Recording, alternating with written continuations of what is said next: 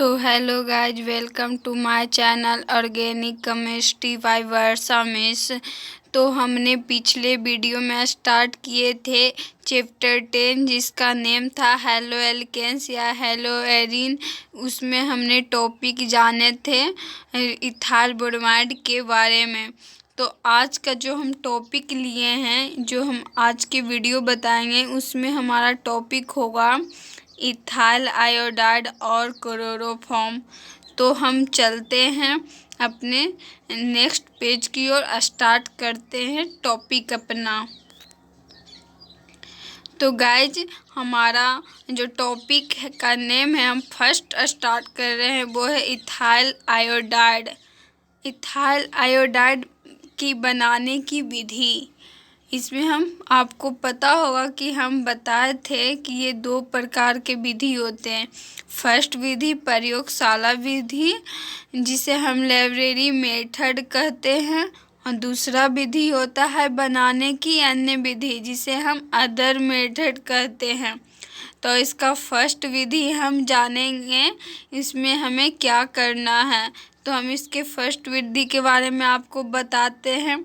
जब लाल फास्फोरस, जिसका सूत्र होता है P4, और इथाइल अल्कोहल एवं I2 के मिश्रण को स्रावित किया जाता है, तो इथाइल आयोडाइड का निर्माण होता है। सबसे पहले हम आपको यहाँ दिखला रहे हैं, यहाँ हम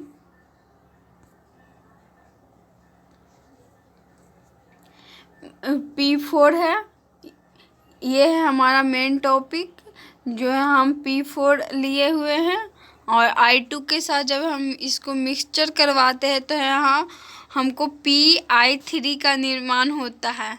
अब हम इथाइल अल्कोहल के साथ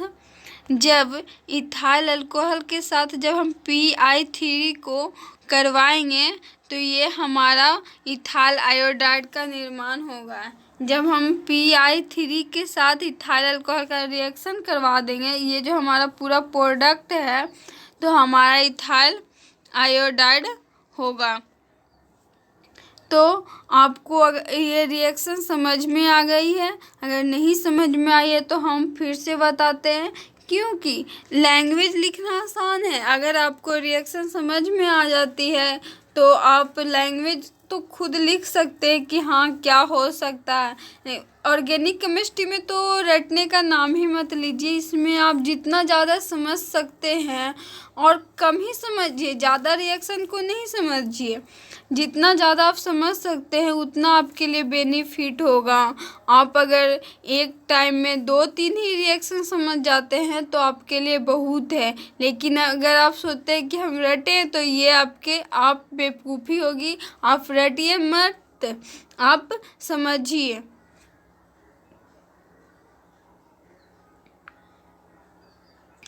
तो गाइज, हम आपको बताते, थोड़ा सा प्रॉब्लम हो गया था इसलिए वीडियो रोकना पड़ा। तो हम आपको ये रिएक्शन फिर से समझा देते हैं।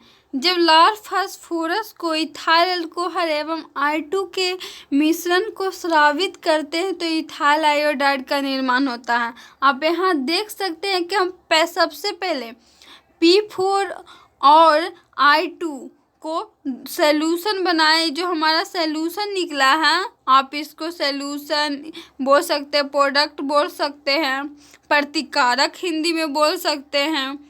तो ये हमारा निकला है। तो अब ये हम PI3 को इथाइल अल्कोहल के साथ रिएक्शन करवाएंगे, तो यहाँ हमारा जो आ जाएगा इथाइल आयोडाइड रिजल्ट आ जाएगा, जो मेरा मेन प्रोडक्ट है, मेन प्रोडक्ट। तो आपको हमें सपोज हम कर रहे हैं, हमें पूरा यकीन है, सपोज नहीं, कि आपको ये रिएक्शन समझ में ज़रूर आ गया होगा। और आप शेयर करते रहें, लाइक शेयर करते रहें, ताकि शेयर करने से ज़्यादा लोग जानकारी प्राप्त करेंगे और वो सीखेंगे।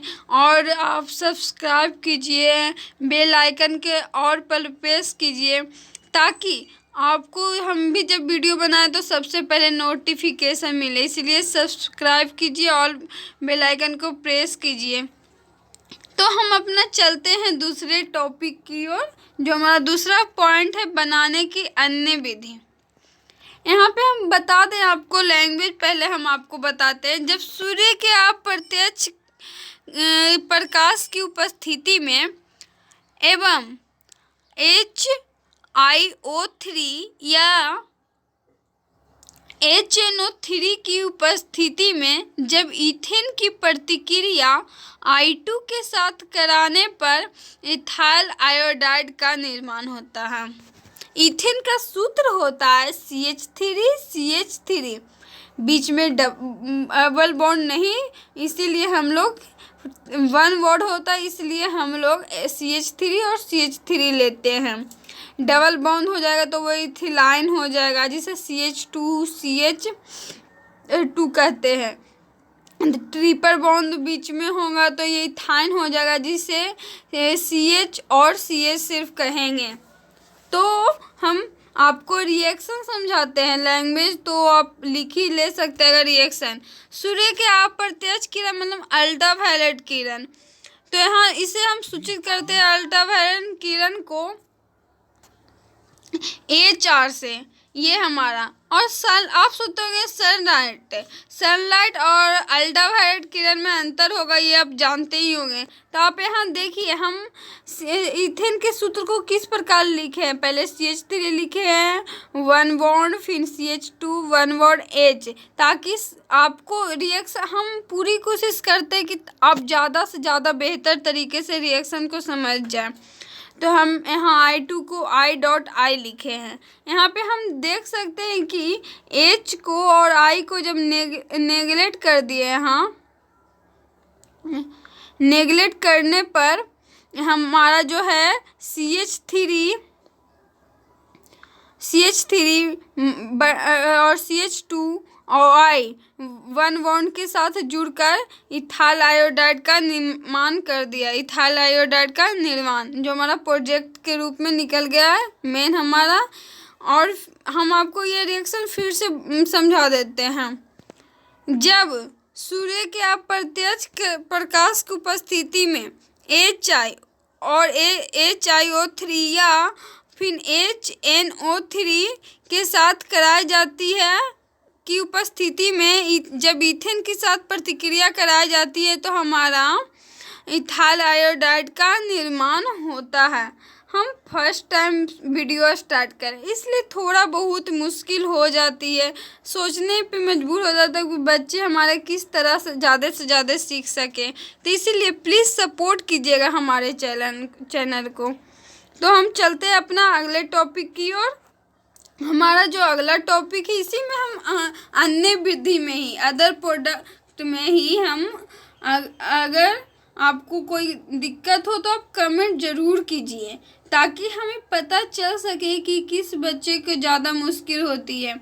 हम ये वीडियो बना रहे हैं, पूरी कोशिश कर रहे हैं, जिससे ऑर्गेनिक केमिस्ट्री से डर लगता है, वो ऑर्गेनिक केमिस्ट्री क्यों सीख नहीं पाते हैं, इसलिए हम आपके लिए वीडियो बनाए हैं। क्योंकि हम यूट्यूब पे बहुत सारे बच्चों के कमेंट में देखे हैं कि वो ऑर्गेनिक केमिस्ट्री से डरते हैं। आपको ये 99% डर भगा देगा और आपको 99% आपको आएगा रिजल्ट, ये हमारा वादा है, प्रॉमिस है।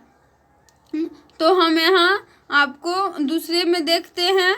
जब ZnI2 या H2SO4 की उपस्थिति में इथाइल अल्कोहल की प्रतिक्रिया HI के साथ कराते हैं तो इथाइल आयोडाइड का निर्माण होता है। यहाँ ये तो बहुत ही मतलब इजी है रिएक्शन। यहाँ आप देख रहे हैं रिएक्शन,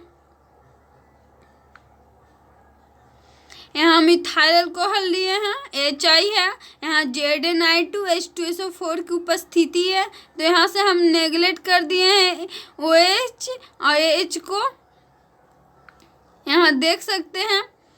तो हमारा इथाइल आयोडाइड और वाटर अलग निकल गया, जो हमारा मेन प्रोडक्ट है। तो आगे हम पढ़ते हैं इथाइल आयोडाइड का गुण। इथाइल आयोडाइड का गुण दो प्रकार का होता है, फर्स्ट भौतिक गुण और दूसरा रासायनिक गुण। तो सबसे पहले हम भौतिक गुण पढ़ेंगे।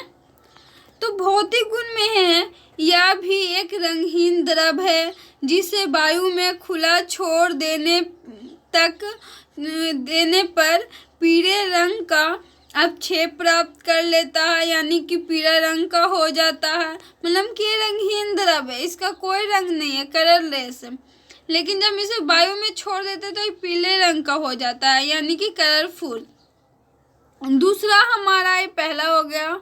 दूसरा हमारा है, इसके क्वथनांक का मान 72 डिग्री सेल्सियस होता है। यह सिर्फ कार्बनिक घोलों में ही घुलनशील होता है, मतलब कि आपको ऑर्गेनिक सॉल्यूट अदर में नहीं हो। जैसे हम वाटर और पानी, वाटर जो है वो तेल में मिला दे तो हमारा घुलनशील होगा? नहीं होगा। वही ड्राई वाटर, डर्टी वाटर, ये सब घुलनशील नहीं है, इस सब में नहीं हो सकता है। कहीं कहीं जितना जो इथाइल आयोडाइड है ना, गंदगी में ज़्यादा ही पाया जाता है, सड़े गले चीज़ में, और बहुत सारे जो है उसमें ये ज़्यादा बेहतर से पाया जाता है, जिसका क्वथनांक बहुत ज़्यादा होता है, इसलिए। तो चलते हम अपने अगले पेज की ओर। हमें पूरा विश्वास है कि आप समझ गए होंगे। अगर कोई दिक्कत, ऑर्गेनिक केमिस्ट्री से कोई भी प्रॉब्लम हो तो आप कमेंट करें, ताकि हमें पता चल सके कि किस बच्चे को मुश्किल हो रहा है, तो हम और बेहतर वीडियो बनाएंगे। तो चलते हम अपने अगले पेज की ओर। तो ये हमारा दूसरा है रासायनिक गुण। रासायनिक गुण में हम फर्स्ट में जानेंगे ऊर्जा प्रतिक्रिया। क्या? ऊर्जा प्रतिक्रिया। तो ऊर्जा प्रतिक्रिया हम देखते हैं, जब इथाइल आयोडाइड की प्रतिक्रिया सोडियम मेटल के साथ कराने पर ब्यूटेन का निर्माण होता है। ये प्रतिक्रिया शुद्ध एवं सूक्ष्म ईथर की उपस्थिति में होता है। सॉरी दोस्त, ये उपस्थिति हम मतलब लैंग्वेज बोलते हैं ना अपने तरीक़ा से, तो हम बुक की भाषा से नहीं लिखे, उपस्थिति को बाद में कर दिए। इससे आपको कोई प्रॉब्लम नहीं होगा। आप लैंग्वेज किसी भी तरीक़ा से नहीं, लैंग्वेज को छापने, हम बोले ना कि ऑर्गेनिक केमिस्ट्री सिर्फ समझिए, बस समझिए। तो यहाँ हम प्योर एवं ड्राई ईथर, प्योर यहाँ आप देख रहे हैं, हम फर्स्ट लिए हैं। तो यहाँ प्योर एवं ड्राई ईथर की उपस्थिति में इथाइल आयोडाइड की प्रतिक्रिया सोडियम मेटल के साथ कराने पे एन ब्यूटेन का निर्माण होता है। अब दूसरा है, आपको पूरा समझ में आ गया होगा। अब दूसरा हम टॉपिक लेते हैं, जो मॉइस्ट Ag2O के साथ प्रतिक्रिया। मॉइस्ट के मतलब होता है भुरभुरा सा, भीगा सा, उसमें पानी की उपस्थिति हो, कम ही सही लेकिन पानी की उपस्थिति हो, उसमें वाटर अवेलेबल हो। और जो ड्राई होता है वो एकदम सूखा सा होता है, लेकिन यहाँ मॉइस्ट के साथ बताया जा रहा है, तो हम इसके बारे में जानते हैं। जब इथाइल आयोडाइड को मॉइस्ट Ag2O और जल के साथ मिश्रण को स्रावित करने पे इथाइल अल्कोहल का निर्माण होता है। तो यहाँ देख रहे हैं, हम सबसे पहले Ag2O और H2O को रिएक्शन करवाए हैं, तो हमारा यहाँ प्रोडक्ट जो निकला है वो AgOH निकला है। और फिर जब AgOH को इथाइल आयोडाइड के साथ रिएक्शन करवाए हैं, तो हमारा इथाइल अल्कोहल का निर्माण हुआ है। हमें पूरा विश्वास है कि आपका ये जो है रिएक्शन आपको समझ में आ गया होगा। अगर नहीं समझ में आया तो हम फिर से बता देते हैं। जब इथाइल आयोडाइड को मॉइस्ट Ag2O और जल के साथ मिश्रण को स्रावित किया जाता है, तो इथाइल अल्कोहल का निर्माण होता है। आप देख रहे हैं कि हम यहाँ Ag2O लिए हैं, और जब इसको वाटर के साथ हम करवा रहे हैं, प्रोडक्ट बना रहे हैं, तो हमारा प्रोडक्ट निकला AgOH। तो अब हम इथाइल आयोडाइड को AgOH के साथ रिएक्शन करवाते हैं, तो ये हमारा निकलता है इथाइल अल्कोहल और प्लस में AgI। तो हम दूसरा पढ़ते हैं। तीसरा टॉपिक है इक्वस NaOH या KOH से प्रतिक्रिया। तो हम ये आपको पिछले वीडियो में भी बहुत 2-3 बार कम से कम हम आपको इस बारे में समझाए होंगे, तो यहाँ भी हमको लगता है कि समझाने की ज़रूरत नहीं है, लेकिन फिर भी हम छोड़ नहीं सकते हैं या हम आपको समझाएंगे। ये मत सोचेगा कि ये सेम है, सिर्फ आई और BR में चेंज है, तो नहीं, ऐसा नहीं है। हमारी पूरी कोशिश है कि हम आपको हर सब्जेक्ट में चाहे एक बार 10 बार ना रिपीट हो एक ही चीज़ को, लेकिन समझाएंगे।